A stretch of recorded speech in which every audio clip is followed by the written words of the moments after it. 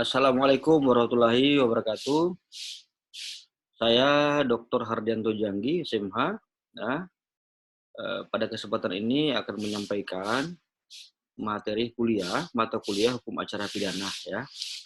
Yang mana pada kesempatan ini saya akan menyampaikan materi yang pertama adalah tentang tersangka, terdakwa, dan terpidana. Yang kedua adalah materi awal proses hukum acara pidana, ya. Baik ya, yang pertama tersangka, terdakwa, dan terpidana. Kalau merujuk pada KUHP, sebagaimana diatur dalam pasal 1 butir ke-14, bahwa tersangka itu adalah seorang yang karena perbuatannya atau keadaannya. Jadi seseorang ya, karena suatu perbuatan, karena satu keadaan, berdasarkan bukti permulaan. Apa sih bukti permulaan? Bukti permulaan itu adalah suatu bukti yang menjadi dasar bagi penegak hukum untuk menentukan apakah seorang itu melakukan suatu tindak pidana atau bukan, atau tidak. Nah, bukti permulaan ini adalah tidak lepas dari sebagaimana diatur dalam pasal 184 KUHP tentang alat-alat bukti yang sah. Nah, oleh karena itu, bukti permulaan di sini, kalau merujuk pada putusan MK, adalah bukti yang sebagaimana kembali ke pasal 183 adalah minimal 2 alat bukti yang cukup. Nah, diduga sebagai pelaku tidak pidana. Kemudian terdakwa adalah seorang tersangka yang dituntut, diperiksa, dan diadili di sidang pengadilan. Jadi, seorang tersangka tadi setelah melewati proses penyelidikan, sebagaimana ketika penyidik, dalam hal ini penyidik telah selesai melakukan tugasnya dalam hal penyidikan, dan kemudian dilimpahkan ke jaksa penuntut umum, dan kemudian menurut jaksa penuntut umum bahwa berkas perkara kemudian telah lengkap, maka kemudian jaksa penuntut umum kemudian melimpahkan berkas perkara di pengadilan, maka satu tersangka menjadi terdakwa, yaitu dituntut, diperiksa, dan diadili di sidang di pengadilan. Terpidana, seseorang yang dipidana berdasarkan keputusan pengadilan yang telah memperoleh kekuatan hukum tetap. Jadi ada di sini yang harus digarisbawahi adalah berkekuatan hukum tetap. Apa itu berkekuatan hukum tetap? Adalah suatu putusan pengadilan yang dijatuhkan kepada seorang terdakwa, kepada si terdakwa, yang tidak ada lagi upaya hukum. Jadi ketika pada putusan pengadilan negeri, yaitu pada pengadilan tingkat pertama atau pengadilan negeri, bahwa terdakwa tersebut dalam vonis hakim tersebut telah menerima, maka putusan tersebut adalah putusan yang sudah berkekuatan hukum tetap. Namun jika tidak, maka dan status terdakwa sudah menjadi terpidana. Namun jika terdakwa kemudian belum menerima putusan tersebut, masih mengajukan upaya hukum banding dan bahkan sampai kasasi, maka putusan tersebut adalah menunggu sampai pada tahapan upaya hukum tersebut selesai atau telah ingkrah atau terdakwa telah menerima, maka status terdakwa tersebut kemudian berubah menjadi terpidana. Jadi tersangka terdakwa merupakan pihak yang diduga telah melakukan tindak pidana. Jadi intinya sebelum ada status terpidana atau sebelum ada putusan yang ingkrah, status tersangka terdakwa itu adalah disebut sebagai diduga sebagai pelaku. Tersangka atau terdakwa belum tentu bersalah. Ini ya. Tersangka terdakwa belum tentu bersalah sehingga masih harus dibuktikan dan kesalahannya di depan pengadilan. Jadi suatu terdakwa dalam hal perbuatannya tersebut yang kemudian disematkan seseorang yang telah disematkan sebagai tersangka dan yang kemudian diajukan di pengadilan sebagai terdakwa dan belum tentu bersalah. Bersalahnya adalah menunggu sampai adanya putusan dari pengadilan. Baik, proses-proses dilalui oleh tersangka terdakwa yaitu ada yang pertama penyidikan ya, kemudian penahanan, kemudian ini ada kalau penyidikan ada di tingkat kepolisian ya, penyidik, kemudian ada penahanan ya. Nah, ini penahanan juga ada di penyidik, ada di penuntut umum, ada juga di hakim ya. Nah, ini juga akan berlaku penahanan. Nanti jelaskan gimana waktu-waktu penahanan pada tingkat penyidikan, pada tingkat penuntutan, pada tingkat pengadilan. Ini akan disampaikan dijelaskan pada materi selanjutnya. Kemudian ada penuntutan dilakukan oleh jaksa, ada pemeriksaan di depan pengadilan dilakukan oleh jaksa, hakim ya. hakim kemudian pihak tersangka terdakwa yang kemudian juga kemungkinan yang dia didampingi oleh penasihat hukum ya, dan seterusnya sampai mendapatkan putusan hakim yang berkekuatan hukum tetap atau ingkrah van Krewitz. Jadi intinya adalah tahapan ini yang harus dilalui oleh diduga pelaku tindak pidana atau sebagai tersangka atau terdakwa sampai mendapatkan putusan vonis oleh hakim dan berubah menjadi status terpidana. Kemudian hak tersangka berhak meminta untuk diperlihatkan surat tugas ketika tersangka ditangkap. Ini diatur dalam pasal 18. Jadi jika dalam penangkapan tersebut bahwa penegak hukum atau kemudian tidak memperlihatkan surat tugas, maka dalam hal penahanan tersebut adalah sebagaimana dalam ketentuan pasal 77 KUHP, maka penahanan tersebut adalah tidak sah. Nah, karena tidak sah penangkapan tersebut, maka pihak tersangka itu kemudian harus pihak tersangka sebagaimana dalam pasal 77 KUHP untuk mengajukan pra peradilan terhadap tidak sahnya proses penangkapan tersebut. Jadi wajib hukumnya bagi penegak hukum untuk memperlihatkan surat tugas kepada tersangka ketika ditangkap atau ditahan. Kemudian hak tersangka juga berhak mendapatkan surat perintah penangkapan dan surat perintah penahanan. Jadi bukan hanya diperlihatkan, tetapi harus dia dapatkan surat perintahnya tersebut. Ini diatur dalam pasal 18 ayat 1 dan ayat 3 KUHP. Jadi sehingganya jika ini tidak dilakukan oleh penegak hukum, maka akan mengakibatkan bahwa proses penangkapan tersebut itu kemudian tidak sah dan silakan untuk mengajukan perkara proses pra peradilan sebagaimana diatur dalam pasal 77 KUHP. Kemudian berhak memohon pengalihan jenis penahanan. Jadi tersangka, terdakwa kemudian berhak untuk punya hak juga untuk mengalihkan jenis penahanan. Baik itu sifatnya dialihkan menjadi penahanan rumah, tahanan negara, atau penahanan rumah, atau penahanan kota. Jadi ada namanya tahanan rumah, ada namanya tahanan kota. Jadi bisa dialihkan ke situ. Tapi itu kemudian tidak mutlak. Itu tergantung dari penilaian dari penegak hukum untuk mengabulkan terhadap permohonan untuk pengalihan pengalihan penahanan tersebut. Kemudian berhak untuk perkaranya diadili di pengadilan. Nah, ini adalah sebuah kepastian hukum. Ini harus penegak hukum harus segera untuk kemudian perkaranya diadili di pengadilan. Hal ini apa? Untuk memberikan kepastian kepada tersangka atau terdakwa tadi itu, tersangka atau terdakwa dalam hal bahwa apakah kemudian perbuatan yang diadukan bahwa perbuatan yang disangkakan kepadanya itu adalah perbuatan apakah memang terbukti atau tidak, apakah benar memenuhi unsur dalam tindak pidana atau tidak. Nah, oleh karena itu maka atau apakah perbuatannya itu adalah suatu perbuatan diatur dalam hukum pidana atau tidak. Nah, oleh karena itu untuk menentukan hal tersebut wajib bagi penegak hukum untuk mengajukan perkaranya tersebut sampai di pengadilan ya, untuk meminta kepastian hukum ya. Kemudian berhak meminta penjelasan mengenai tindak pidana yang disangkakan dan kepadanya dengan bahasa yang dimengerti. Jadi ini ketika ada seseorang yang kemudian contoh di wilayah kita ini kan masih ada berapa wilayah yang kemudian penduduknya yang kemudian tidak yang tidak mengetahui bahasa Indonesia. Nah, oleh karena itu ini harus disampaikan oleh penegak hukum untuk memanggil mungkin juru bahasa atau memanggil orang yang paham terhadap bahasanya, tidak itu supaya menyampaikan kepada si terdakwa agar dia paham apa yang kemudian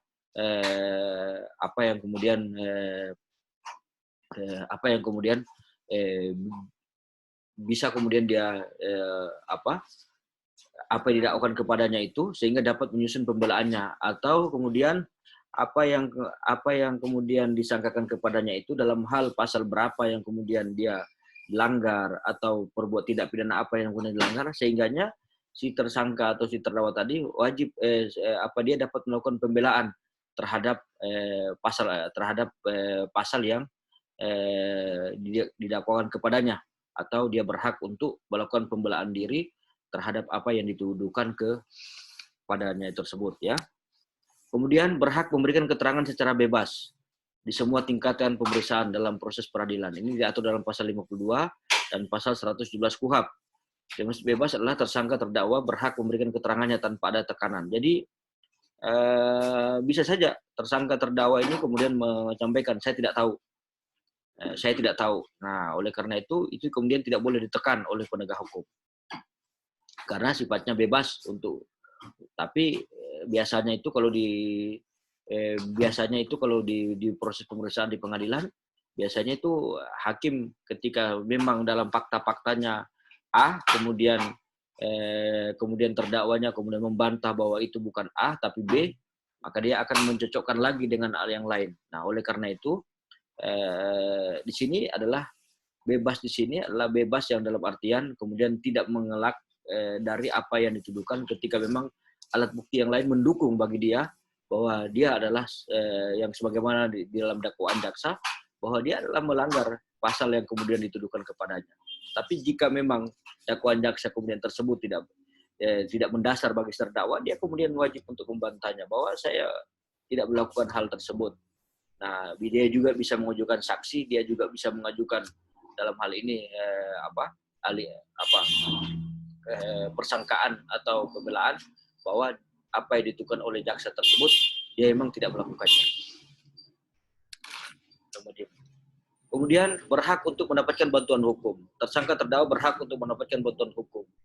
Seorang lebih dalam hal penasihat hukum kepentingan pembelaannya. Aparat yang bersangkutan wajib menyediakan penasihat hukum kepada si terdakwa. Jadi ini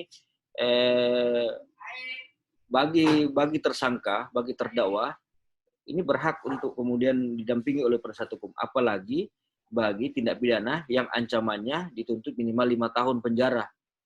Dituntut wajib memberikan bantuan hukum secara cuma-cuma dalam hal tersangka terdakwa yang tidak mampu. Jadi bagi tersangka, bagipun terdakwa yang kemudian tidak mampu, wajib untuk didampingi oleh penasihat hukum secara cuma-cuma.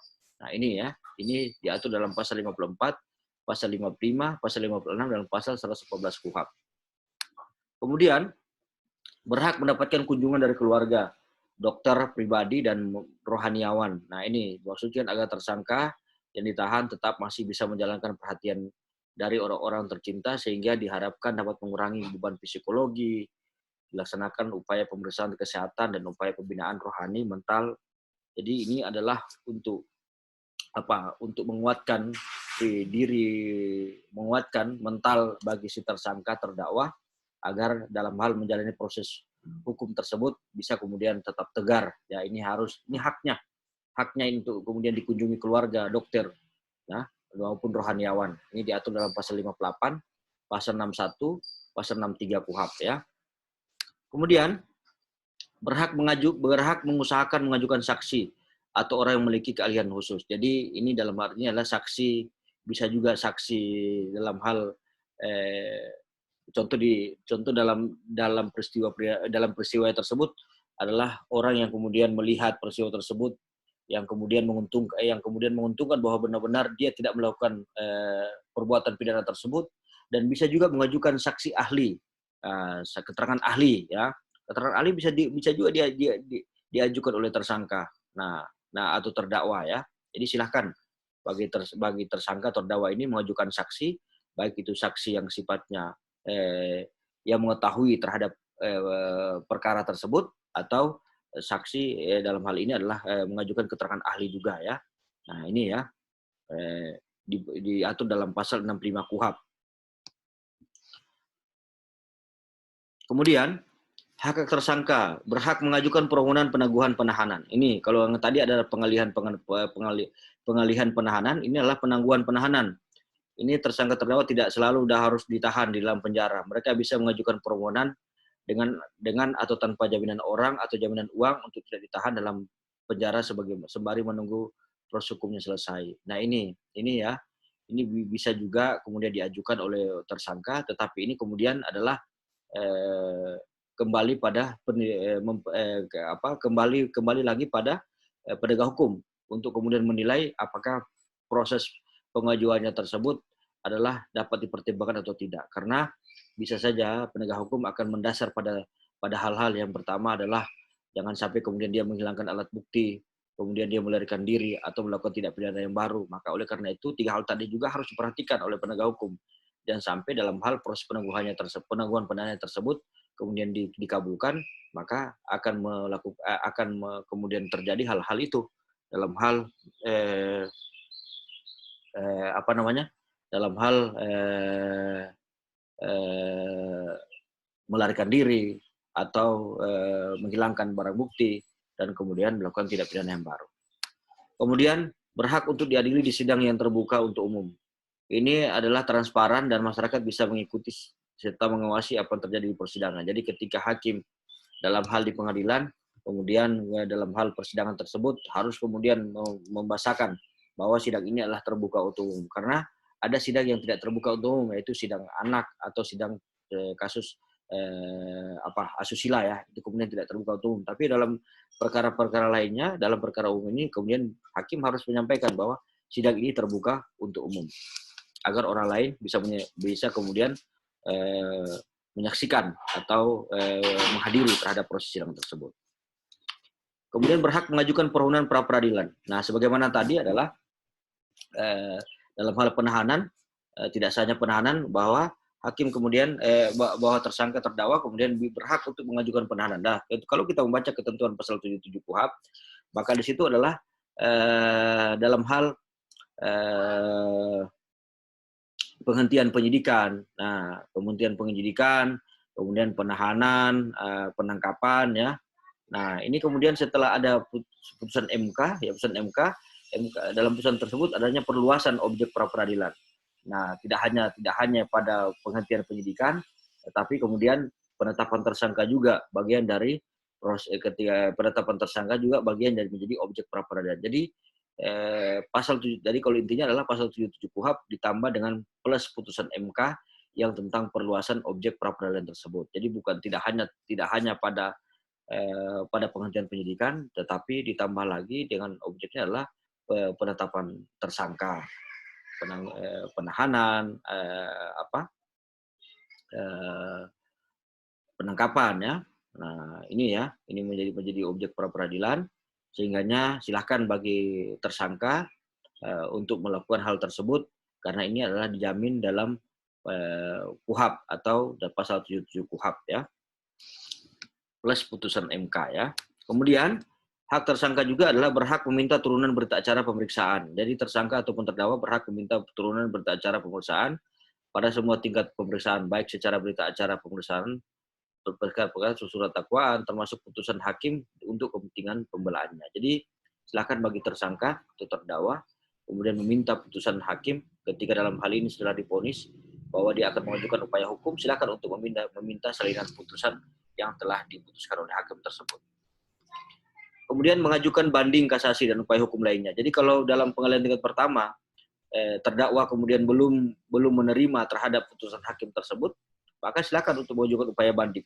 Selanjutnya pada upaya banding kemudian terdakwa tersebut belum menerima, maka silakan mengajukan upaya kasasi di Mahkamah Agung. Dan kalau belum menerima kembali, silakan mengajukan upaya hukum peninjauan kembali ya. Luar biasa, peninjauan kembali ya. Berhak menuntut ganti kerugian dan rehabilitasi. Ini tersangka terdakwa yang merasa dirugikan dalam proses perkara pidananya, baik karena ditangkap, ditahan, dituntut, diadili. Ya ini tadi kalau ada dalam proses penangkapan, penahanan yang tidak sah, dan itu kemudian dikabulkan oleh hakim di pra peradilan, maka silakan untuk mengajukan upaya ganti kerugian atau rehabilitasi. Ini di pasal 68, pasal 97 KUHP ya. Kemudian seorang tersangka yang telah diputus berhak untuk mendapatkan petikan surat pelayanan dapat diberikan kepada terdakwa atau penuntut umum segera setelah putusan diucapkan. Jadi ini juga ya. Jadi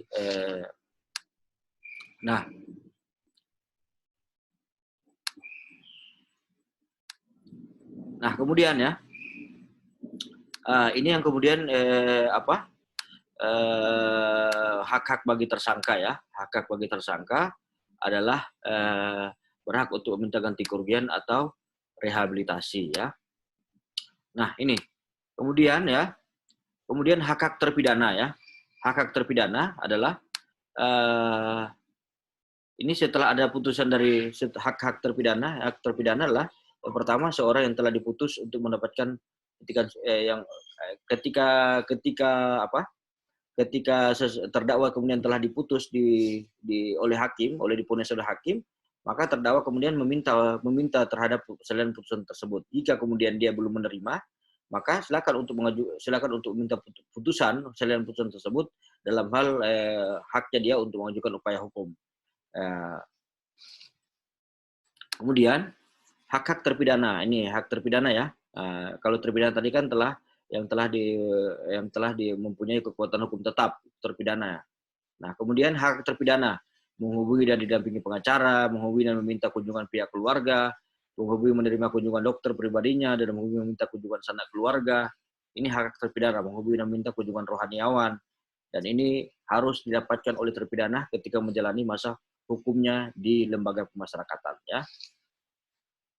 Ini ya, saya kira tadi bahwa tersangka, terdakwa ya, tersangka, terdakwa maupun terpidana ya. Nah, ini terpidana berdasarkan pengadilan memperoleh keuntungan tetap, dan kemudian dengan hak-haknya tersebut.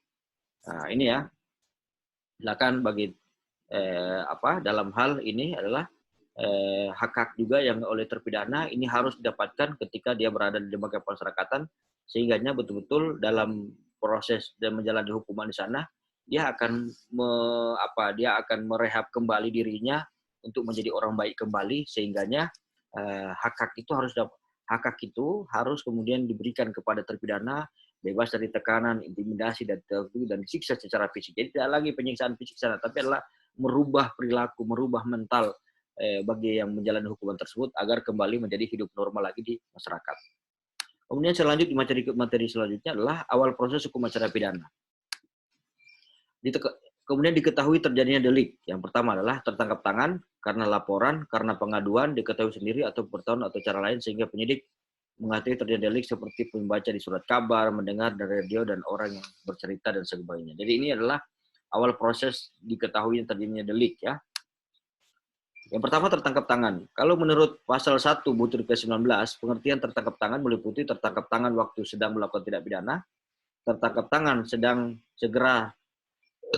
tertangkap segera sesudah beberapa saat tindakan itu dilakukan, tertangkap saat kemudian diserukan oleh halayak ramai sebagai orang yang melakukan delik.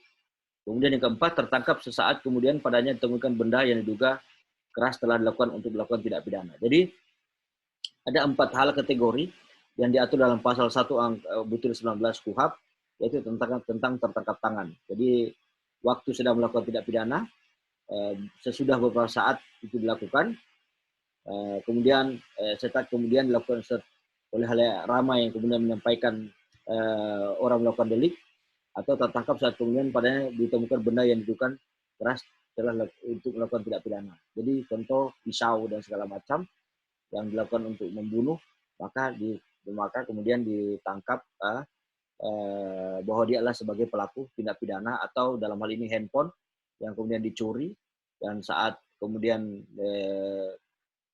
itu dia ditangkap bahwa ada orang yang kemudian melapor bahwa kehilangan handphone, maka kemudian dilakukan proses penyelidikan oleh penegak hukum, oleh polisi, kemudian didapatlah kepada seseorang itu terhadap handphone tersebut, sebagaimana dalam yang disampaikan oleh pelapor tadi ya, bahwa dengan ciri-ciri seperti itu bahkan didapatkan kepada seseorang, dan sehingga orang itu ditangkap sebagai pelaku tindak pidana, diduga pelaku tindak pidana. Kemudian laporan dan pengaduan. Menurut pasal 1 butir 24 KUHP, bahwa laporan adalah pemberitahuan yang disampaikan oleh seorang karena hak dan kewajibannya berdasarkan undang-undang kepada pejabat yang berwenang tentang telah atau sedang diduga terjadinya peristiwa pidana. Jadi ini adalah suatu delik-delik umum ya. Silahkan untuk melaporkan contoh adanya korupsi, hak dan kewajiban sebagai warga negara berdasarkan undang-undang kepada pejabat yang berwenang tentang telah atau sedang atau diduga terjadinya peristiwa pidana. Jadi ini contoh dalam hal perkara korupsi ya. Silakan kita untuk ketika terjadi sesuatu, diduga terjadi sesuatu, korupsi contoh dana bansos atau dana apa di pemerintahan daerah, pemerintahan pusat maupun di BUMN dan segala macam, silakan untuk melaporkan ke penegak hukum ya. Nah, kemudian pasal 1 butir 25 KUHP, pengertian pengaduan, pemberitahuan disertai di permintaan oleh pihak yang berkepentingan kepada pejabat yang berwenang untuk menindak menurut hukum seorang yang telah melakukan tindak pidana aduan yang merugikannya. Contoh ini dalam hal perkara-perkara pencemaran nama baik, perkara perzinahan ya. Contoh ini adalah delik aduan yang sifatnya yang dialami sendiri oleh si korban.